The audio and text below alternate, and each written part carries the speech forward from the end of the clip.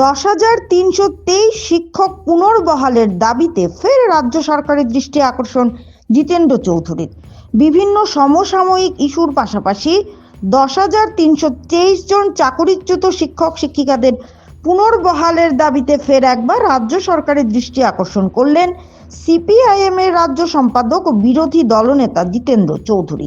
আজ মুখ্যমন্ত্রী ডক্টর মানিক সাহাকে জন্মদিনের শুভেচ্ছা জানিয়ে বিভিন্ন ইস্যুর পাশাপাশি তিনি উল্লেখ করেন, পশ্চিমবঙ্গে নানা অনিয়মের অভিযোগ থাকা সত্ত্বেও আদালতের নির্দেশে 26,000 শিক্ষক শিক্ষিকার চাকরি পুনর্বহাল হয়েছে। সেই দৃষ্টান্ত অনুসরণ করেই ত্রিপুরা সরকারকেও সুপ্রিম কোর্টে আর্জি জানানো উচিত। জিতেন্দ্র চৌধুরীর বক্তব্য, 10,323 জনের মধ্যে যারা এখনো জীবিত রয়েছেন তাদের আইনসম্মতভাবে পুনর্বহাল করা হোক। সরকার চাইলে এই বিষয়টি মানবিক ও আইনগত দৃষ্টিকোণ থেকে বিবেচনা করতে পারে।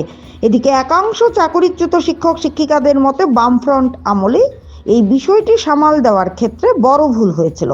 তাদের অভিযোগ, হাইকোর্টের রায়ের যথাযথ ব্যাখ্যা ও পর্যালোচনা না করেই 10,323 জন শিক্ষক শিক্ষিকাকে রেগুলার পে স্কেল থেকে অ্যাডহক ব্যবস্থায় নামিয়ে আনা হয়েছিল।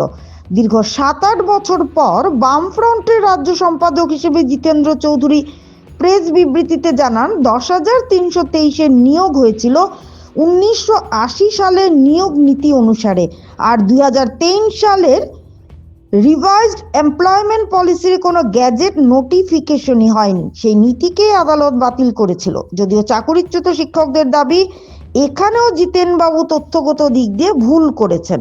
1980 নয়, 1971-এর নিয়োগ নীতি অনুযায়ী চাকুরি হয়েছে 10,323-এর এবং এই সংক্রান্ত আরটিআই কপিও রয়েছে তাদের হাতে। এদিকে কতিপয় ক্ষতিগ্রস্ত শিক্ষক শিক্ষিকাদের প্রশ্ন, এত দেরিতে বামেদের কেন এই উপলব্ধি?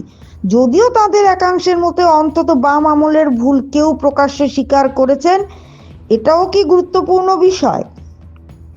বর্তমানে শিক্ষক শিক্ষিকাদের মূল প্রশ্ন, পশ্চিমবঙ্গের সাম্প্রতিক ঘটনার প্রেক্ষিতে ত্রিপুরা সরকার 10,323 জনের পাশে দাঁড়াবে কিনা। তাদের দাবি, পশ্চিমবঙ্গে অনিয়মের অভিযোগ থাকা সত্ত্বেও যদি চাকরি রক্ষা করা সম্ভব হয়, তবে ত্রিপুরার ক্ষেত্রে তো আজ পর্যন্ত কোনো আদালতেই 10,323 জনের নিয়োগ নিয়ে অনিয়মের অভিযোগ প্রমাণিত হয়নি। চাকরিচ্যুত শিক্ষক শিক্ষিকাদের আরও দাবি, সরকার চাইলে আইনগতভাবে 10,323 জনকে রক্ষা করা মোটেই কঠিন নয়। পাশাপাশি 10,323-এর জন্য গঠিত অ্যাডভাইজারি কমিটির রিপোর্টও তাদের পক্ষে রয়েছে।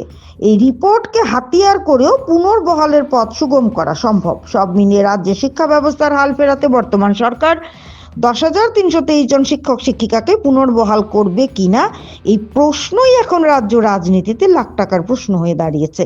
বিশেষ করে সিপিআইএম রাজ্য সম্পাদক বিরোধী দলনেতার বারবার 10,323-এর পুনর্বহালের দাবিতে 10,323 শিক্ষকরা বর্তমান সরকারের মানবিক মুখের দিকে তাকিয়ে রয়েছে। ত্রিপুরা থেকে গোপাল সিংহের রিপোর্ট, আসাম প্রাইম নেটওয়ার্ক। এটা হয়েছে, আমরা স্বাগত জানাই এবং রাজ্য সরকারকে বলবো, এরকম বহু সিদ্ধান্ত আদালতের তারা মানেন না, কোথাও কোথাও সুপ্রিম কোর্ট অবধি গিয়ে তারা সেখানে রিভিউ করার চেষ্টা করেন।